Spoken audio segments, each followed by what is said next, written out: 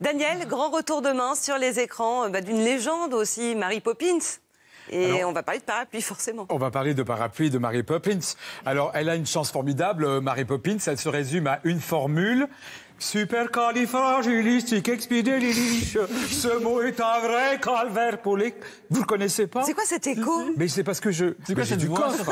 Et je voulais être engagé par... mais c'est raté, j'ai l'impression. Oui, bon. C'est complètement raté.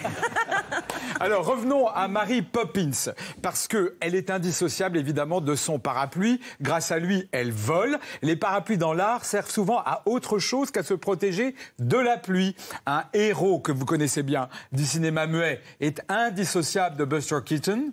Buster Keaton. C'est Buster Keaton, c'est la bonne réponse, bravo. Alors, Buster Keaton, ce qui est très intéressant, c'est que avec son parapluie, là, c'est un peu Notre-Dame de Paris qu'on voit.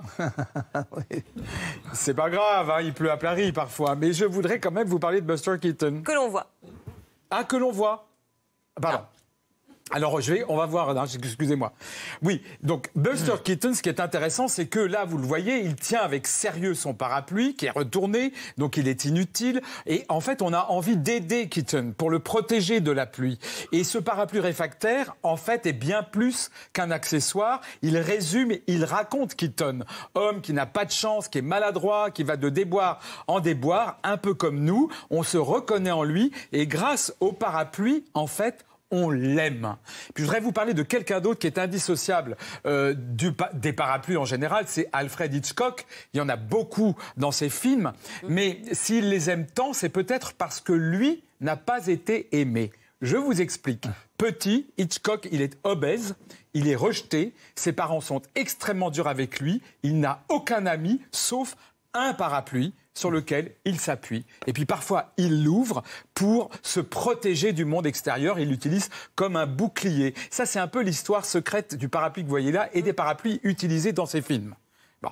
Alors évidemment, le parapluie, il est énormément utilisé par les espions, notamment un qui est au service de Sa Majesté depuis très longtemps à la télévision. 007. Et no, not 007, Steed, John Steed, c'est le héros de chapeau melon et bottes de cuir. Alors, on pense toujours au melon, mais on voit jamais le parapluie. Or, le parapluie est essentiel dans la vie d'un espion. On peut y cacher des micros, des armes lourdes, comme chez James Bond, et puis beaucoup plus légères, comme dans la vraie vie. Je vous rappelle que un parapluie bulgare, pas celui-là, hein, a tué en 1978 un écrivain dissident bulgare, comme quoi l'art dérange, Gorgi Markov. Alors, faites attention, Luc Plamondon peut être dangereux avec son parapluie. C'est la même chose. Hein. Les Bulgares ont mis du poison ici, de la ricine, vous appuyez et vous tuez. C'est ce qu'ils ont fait et énormément de séries télé ont repris le parapluie bulgare. Il y a aussi Churchill qui avait toujours un parapluie et quand il allait au théâtre, il prenait 3 places, un pour sa femme, pour lui-même et son parapluie. Ça, c'est une super histoire. C'est une jolie histoire, oui. Alors, la peinture. Parlons de peinture, parce que je sais que vous aimez beaucoup la peinture. Dans la plupart des tableaux, les parapluies ne sont pas là pour faire joli. Ils ont une histoire.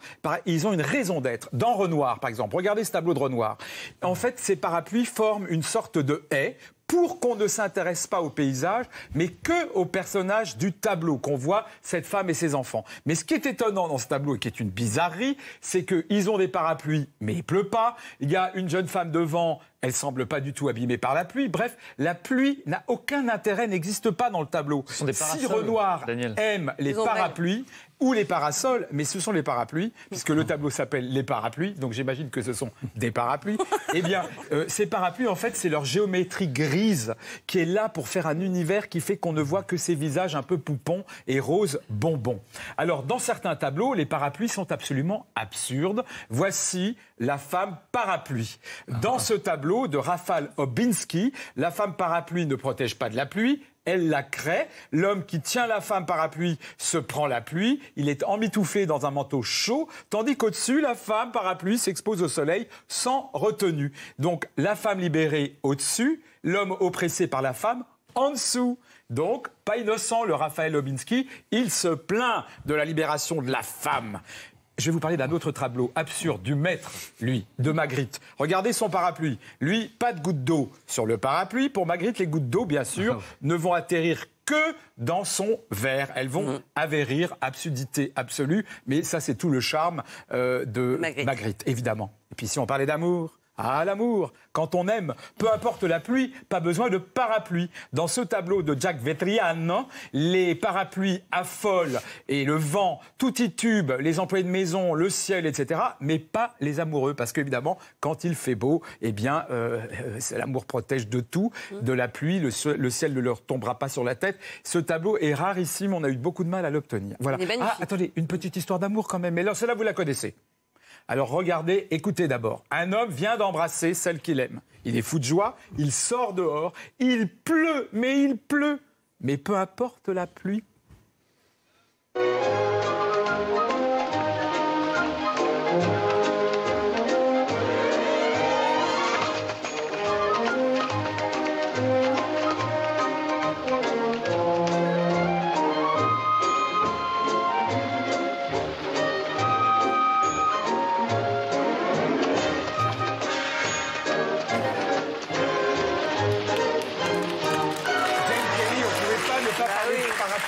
À savoir qu'il a co-réalisé le film.